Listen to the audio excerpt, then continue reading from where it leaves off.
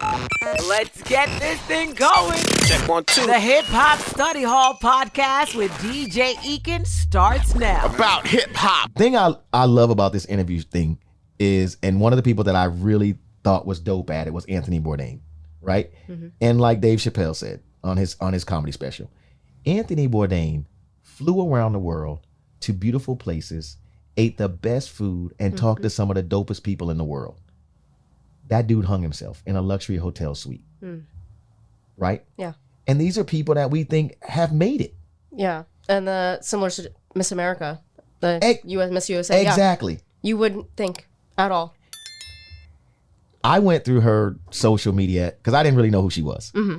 And after, being from New York and staying in that same area, when I go to New York now, I stay in that general area, Times Square, where she jumped from. Mm-hmm. And I have friends that live in that area. I went back and looked at her last 10 posts. Like you just said, I didn't get anything like she would ever come off of a building. Yeah. Like I got none of that. I got the same thing I get from a lot of these other influencers. Yeah. Keep yourself right. Go work out. Girl, your mental health and be strong. And I was like, well, she got it together. It's sad because she advocated for mental health. She was a very smart, talented young woman. And it's kind of just like you have people advocating it for mental health, but how are they doing? Like you never ask. Right. You never think to ask. We just assume like, oh, well, if she's advocating for mental health, she must be taking care of herself type of situation. But there was something deep down underlying that none of us had any idea of. Did that hit you differently than it hit most people? Because, and I'll tell you why I ask you this. Kanye hits me different. Mm-hmm. And this is why. Because first of all, my love for hip hop. Yeah. Right. And he also hits me different because Kanye looks like me.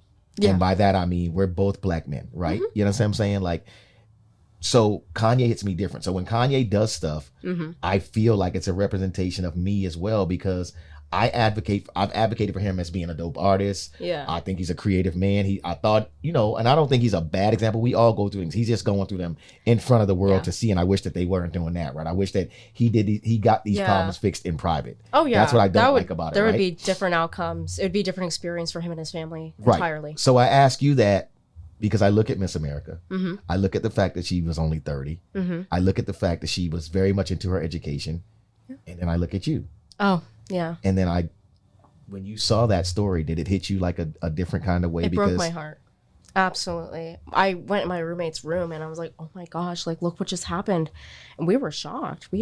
It's a beautiful young woman. You would never think. So hearing it's kind of just like, it made me think about myself. I'm like, oh, well, mental health is really important. And we want to make sure that misinformation's not being spread out there, but we want to make sure people have the resources and information they need to like even talk to someone, because it's so important. And I think a lot of stigmas have to play a role in that too, because people look at Kanye West and are like, well, he's well off, he's very successful, why would he have these problems? But like, you never know. Everyone has a story. People don't understand that money don't fix problems. It doesn't. I mean, sometimes it even creates problems. It could probably fix a lot of my problems. Oh, me too. But I mean, it doesn't make people. Yeah, exactly. People that have the most money are not always the happiest person. And people don't understand that, because it's kind of just like, oh well, Miss America, like she went to law school, like all this stuff, like why would she do that? But she did put out that story in people's defense. If they're just looking at social media, which a lot of people, that's all they're doing, right? She seemed like this really happy person. Like, no, like, and you said the same thing. I don't think anyone saw that coming except for maybe her mother. Yeah. And the only reason I say her mother, not that her mother actually saw that part happening, but her mother did talk about it later, that she knew something was wrong with her daughter because of the way her daughter talked to her. Yeah. You know what I'm saying? Maybe not to the extent of, because I'm sure if her mother would have known that was going to happen, she'd have been there at that door. Yeah. She'd have been there, right? But she knew her daughter wasn't all the way right, that something was bothering her a lot, because her daughter and they talked a lot, and I think you need that person. Oh yeah, you need that person to confide in, absolutely. But when that person is at that point and they're locked in a building by themselves and they didn't call you, because everybody talks about looking at the signs, right? Mm-hmm. What do they tell you guys? Like, because I'm sure, like I said, I don't know where that even goes, but anyway. Mm-hmm. Being a college student now, right? Yeah. Being that mental health is such a big deal. Being that all these things are going on right now while you guys are, living, right? We've got school shootings that I'm sure happened while you guys were in school, right? They were a crazy deal. Yep. And what do they tell you guys, like at your, what do they tell you for our warning signs when you think you might be having, things that bother you, or you're to a point Are they giving you the right resources? You think that schools are like a school like USF, are they helping to provide the right resources for you guys, you think, for students who may be going through some things that they think are too much to handle?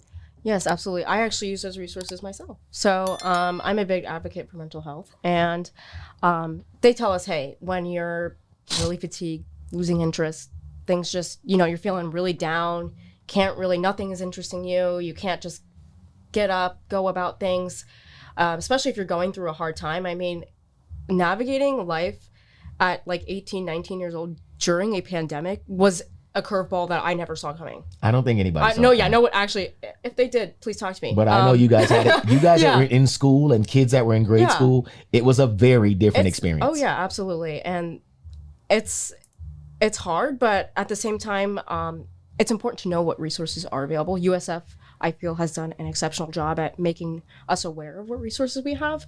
And even if we might not have access, we can get connections with people who can help us find other people.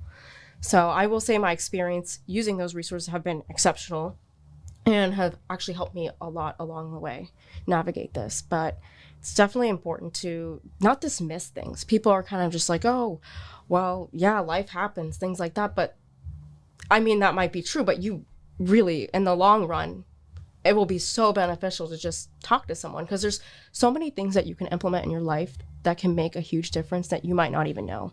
Right. Not having had that conversation with someone. It just takes one conversation. I know you're trying to get it, all the latest and greatest content from Hip Hop Study Hall, right? You trying to get your hands on that? It's DJ Ekin, man. Don't forget, hit that subscribe button, all right? Get the alerts. Hit that subscribe button now.